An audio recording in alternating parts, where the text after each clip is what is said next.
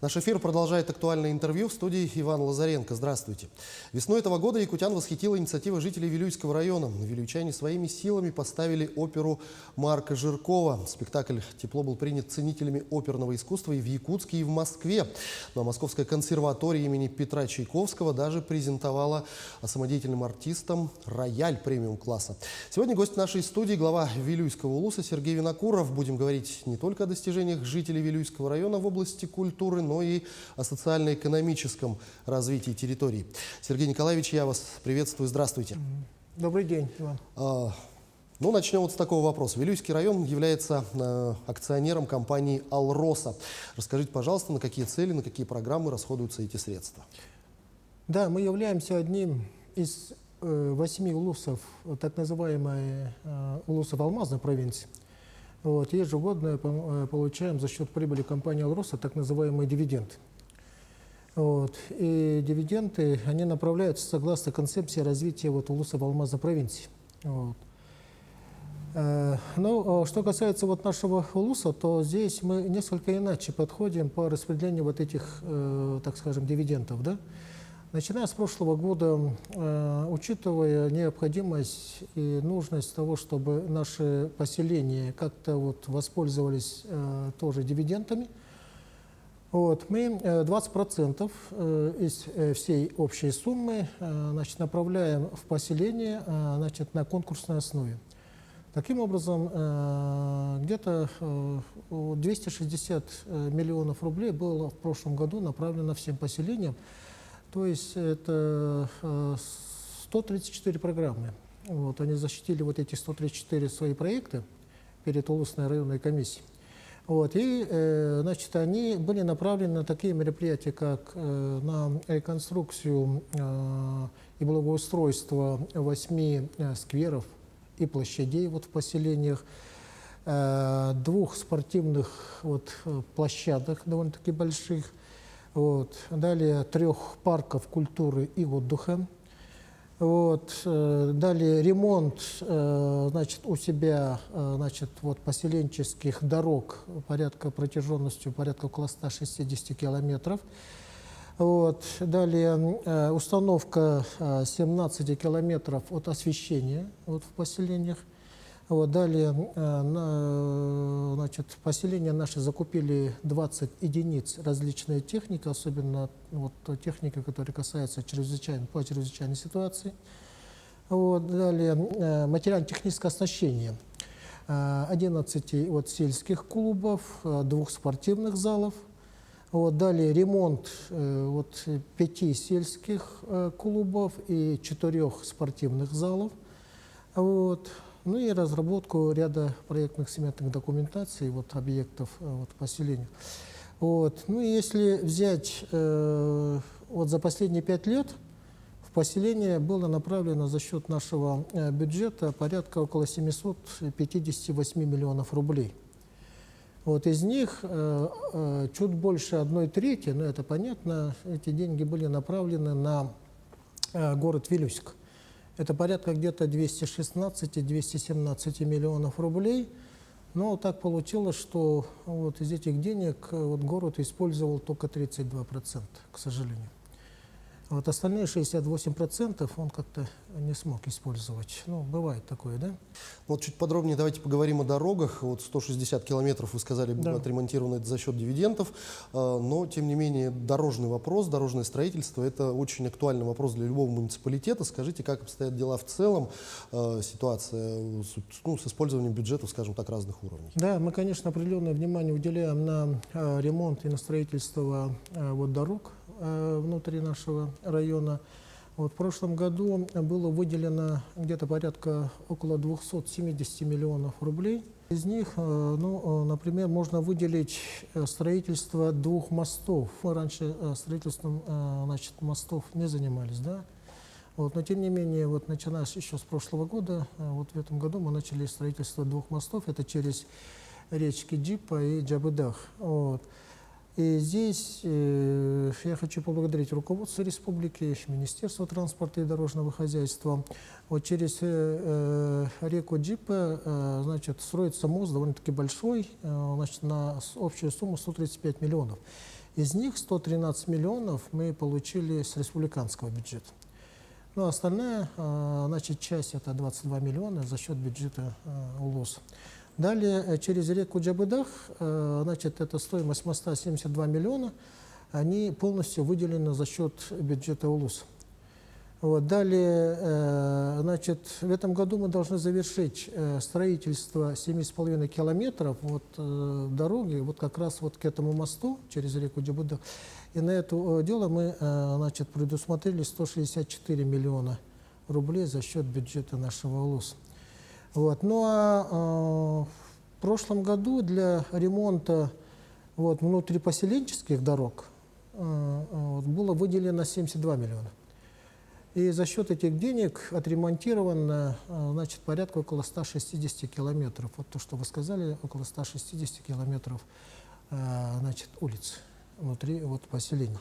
Что касается города Вилюйска, то сегодня через наш город проходит федеральная трасса. Это две улицы, улица Мира и улица Ленина. Вот эта дорога, значит, сегодня делается. Вот. Это Упордор-Вилюй, значит, делает, то есть, значит, республика тоже вот в этом деле помогает. Вот. Ну, этот вопрос у нас еще возник где-то 6-7 лет тому назад. Вот. Ну и, наконец-то, вот в последние годы этот вопрос как-то уже начинает решаться. Вот. Мы провели несколько больших на уровне правительства совещаний. Вот. У Садовникова Дмитрия Дмитриевича несколько совещаний было. И на уровне самого Упордор-Вилюй, с участием руководителя Андреева Николая Ивановича. Вот благодаря такой общей, значит, нашей работе, наконец-то, вот эти две улицы большие у нас уже, так скажем, делаются. Вот кроме дорожного строительства, расскажите, какие республиканские и федеральные программы реализуются в настоящее время на территории УЛУСа? По программе КРСТ, это комплексное развитие сельских территорий, у нас строится два объекта в Кулицкой стороне. Это в селе Усун школа на 150 мест, и в селе Кубейнде строится детский сад на 50 мест, значит, на 150 и на 50 мест. Вот. И в этом году эти объекты должны быть завершены. Вот. Я надеюсь, что к началу нового учебного года они будут уже готовы. Далее, по национальной программе «Культура» у нас строится два, значит, объекта культуры. Это сельские дома культуры, очень красивые, хорошие. Это в селах Тасагарцы и Тымпи. Это тоже по федеральной, значит, программе, да? Вот. Ну и, значит, с помощью республики и так далее в этом году было завершено строительство ВПНДИ, это на 150 спальных мест. Это огромное такое большое здание, и говорят, как говорят специалисты, это одно из таких красивых зданий вообще по стране, такого направления, да? Вот. Ну и строится больничный комплекс, значит, на 73 койко-мест.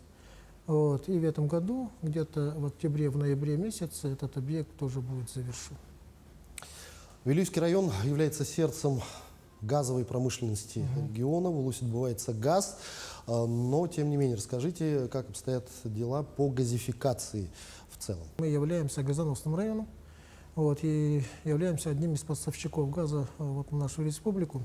И идет плановая работа по газификации и электрификации отдельных улиц и 3 кварталов, это в городе Вилюйске. Начиная с 2018 года выделили в бюджет города Вилюйска 56 миллионов рублей, 56 миллионов рублей на газификацию, на электрификацию. Но, к сожалению, опять из этих денег было использовано только 22%. Поэтому, начиная с прошлого года, мы решили, значит, деньги уже туда не направлять, а напрямую газифицировать самим, да? Вот. И уже подписано соглашение, и работа идет по газификации отдельных наших кварталов. Вот. Но сегодня самым большим, так скажем, проектом является газификация села Абя, это Жемконс, села Абя. Вот. И должны построить, начиная уже с этого года, газопровод с села Хампа, значит, до села Абя. Вот это довольно-таки дорогостоящий проект, но тем не менее, вот, благодаря руководству республики и благодаря руководству Сахатранснефтегаза этот проект наконец-то значит, уже претворяется в жизнь. Ну и с нашей стороны это долевое участие вот, в этом проекте. Это мы порядка в этом году выделяем 42 миллиона. Депутаты уже поддержали. Вот, это многомиллионный значит, проект.